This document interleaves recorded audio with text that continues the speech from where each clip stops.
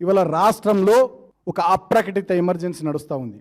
ఇవాళ రాష్ట్రంలో ఒక నియంతృత్వ పాలన నడుస్తూ ఉంది. రైతులకు రైతు బంధు లేదు, వడ్లు వనుడు లేదు, నిరుద్యోగులకు ఉద్యోగాలు లేవు, నిరుద్యోగ భృతి లేదు, కరెంటు చక్కగా వస్తలేదు, హైదరాబాద్ మహానగరంలో మంచినీళ్ళు చక్కగా వస్తలేవు, ఊళ్ళు కానీ పట్టణాలు కానీ పరిశుభ్రత లేదు, ఊడ్చేటోడు తూడ్చేటోడు లైట్లు, అసలు డ్రైనేజ్ వ్యవస్థ ఏది చక్కగా లేదు. మీరు చెప్పినటువంటి మహిళలకు 2500 ఇస్తామన్నది ఇచ్చింది లేదు, తులం బంగారం ఇస్తామన్నది ఇచ్చింది లేదు. కేసీఆర్ కిట్టు పథకం గతంలో మేము పెడితే దాన్ని బంద్ పెట్టిరు. మీరు గొర్రెల పంపిణీ చేప పిల్లల పంపిణీ పెడితే దాన్ని పట్టించుకుంటలేరు. దళిత బంధు మేము 10 లక్షలు ఇస్తే మీరు 12 లక్షలు ఇస్తామన్నారు, ఒక్క కుటుంబానికి ఇవ్వలేరు.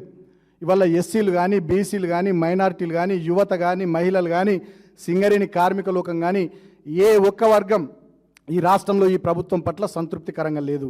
ఈ ప్రభుత్వం దున్నపోతు మీద వానబడ్డట్టుగా వ్యవహారం చేస్తూ ఉంది, మొద్దు నిద్ర నటిస్తూ ఉంది. కాబట్టే నిన్నటి మీటింగ్లో నేను మొద్దు నిద్ర నటిస్తున్నటువంటి ఈ ప్రభుత్వాన్ని తట్టి లేపాలంటే పెద్ద ఎత్తున పోరాటాలు చేయాలని చెప్పిన. తెలంగాణ ఉద్యమంలో ఎట్లయితే ఆనాడు పోరాటాలు చేసినామో, సాగరహారము, మిలియన్ మార్చు, అసెంబ్లీ ముట్టడి, సడక్ బంద్ లాంటి కార్యక్రమాలు చేసినామో అటువంటి కార్యక్రమాలు పెద్ద ఎత్తున చేస్తేనన్నా ఈ ప్రభుత్వంలో కదలికి వస్తుంది అని చెప్పి నేను మాట్లాడినా. ఇక దాన్ని కోడిగుడ్డు మీద ఈకలు వీక్కుంటా, కోడిగుడ్డులో బొక్కలు వెతుక్కుంటా, పైశాచిక ఆనందం బాల్కసుమని ఇట్లన్నాడు అట్లన్నాడు అని చెప్పి వాళ్ళ అనుకూల మీడియాలో వాళ్ళ సోషల్ మీడియాలో ట్రోల్ చేస్తూ ఉన్నారు. సరే చేసుకోండి.